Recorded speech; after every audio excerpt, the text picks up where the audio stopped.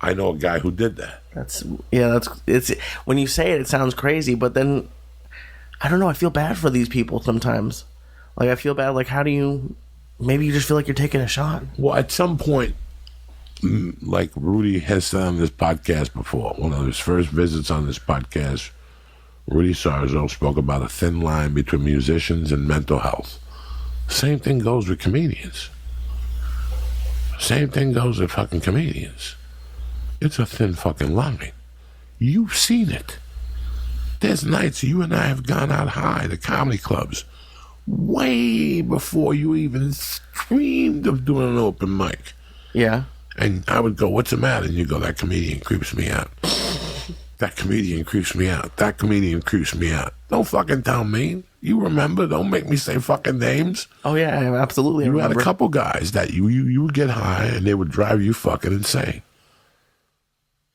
They start running material or... Yeah, oh, it's crazy. And they don't know that you know what I'm saying? Like, I'm in the business. Knock it off. Smarten the fuck up. And it's not their fault.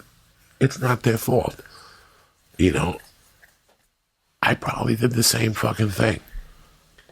But then you learn that you have to work from strength, not from weakness. That's a really weird sentence. Yeah, what do you mean by that? You have to work from your strength. For years, until about 4 years ago when the word got out, I would get, let's pretend they're in MySpace, in the beginning of Facebook,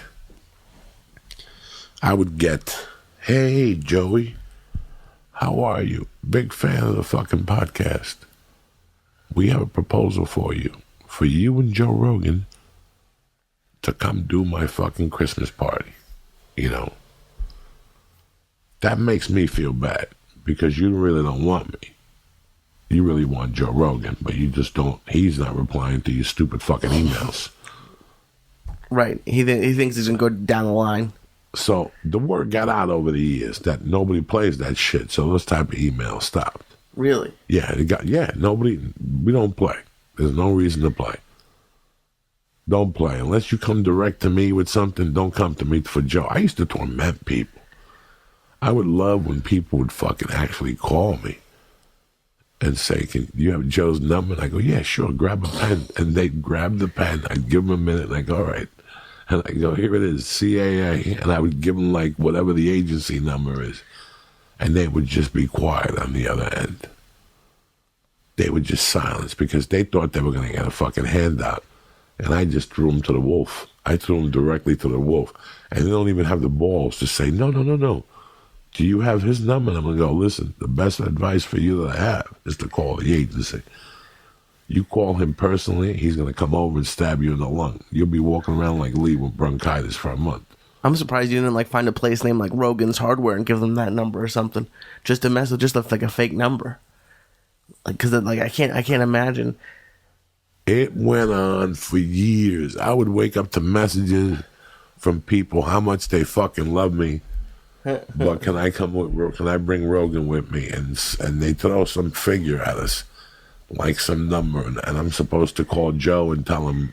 I wouldn't even have the heart to say something like that to him. I wouldn't even have the heart to say something. But for years, me and Ari, do you remember the guy in San Jose? He was going to do a reality show with Death Squad, and he finally settled with little Esther and Sam Tripoli. And then Sam Tripoli started calling me and telling me, the guy's real. The guy couldn't be real if his life depended on it. He just wanted to get Joe Rogan on a stupid fucking podcast or something. Would you guys get emails the same day? No, we would get. What happened was Tripoli told me about the guy, and right there I knew the guy just went down the totem pole. He went from Rogan. He couldn't get a hold of Rogan. He went through Ari. Ari told him to go fuck himself. He went through me. I told him I wasn't interested. Then they go to Duncan. Then they go to Red Band, and Red Band seems a little interested, but he won't throw Joe Rogan under the bus. He knows better. So he's kind of lost in it because without Rogan, they don't want Red. You know what I'm saying? You really feel shitty. You really get to understand what people want. Yeah, that's all. And they don't want you. They don't want you. They want Rogan. They don't want you. putting smoke up your ass to try to put a reality show together or whatever mind fuck they put in their mind.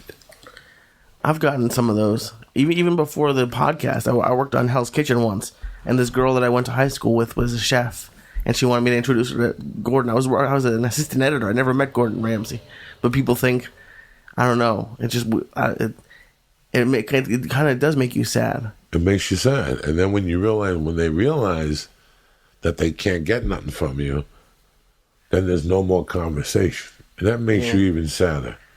You go, wow, that's all you were about. That's all you were about. You said something to me last week. You said, like, anyone who texts me, Happy Easter. Like Donnie, I wish they wouldn't even text me. Like, you can see that that's all they're doing it for. Yeah, no. If you want to text somebody Happy Easter, go fuck yourself. If you're not going to pick up the fucking phone, why are you texting me Happy fucking Easter for? It's the weirdest thing when people text you Merry Christmas. And especially when it's like a group text. You're like, really? You fucking lazy sack of shit?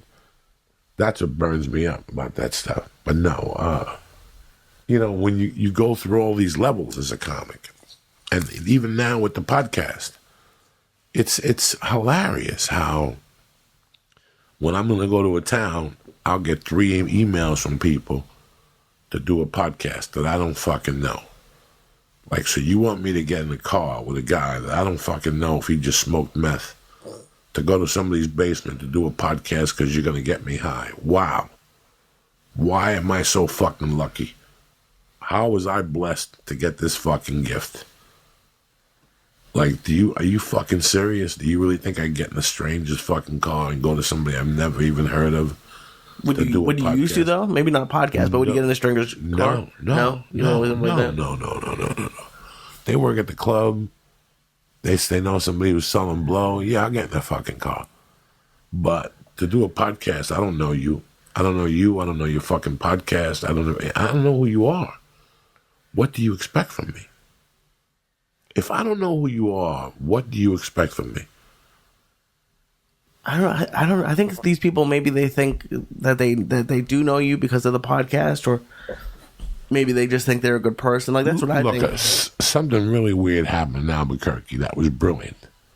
That's the first time. Well, it's happened before. It's happened in different cities before. A guy yelled. He made a U-turn. He pulled over. He pulled up next to me. And I went up to the car and said hello. And I talked to him for a couple minutes. He told me his name was Esteban. We're going in like fucking Marines, you understand me? Welcome to church, motherfucker.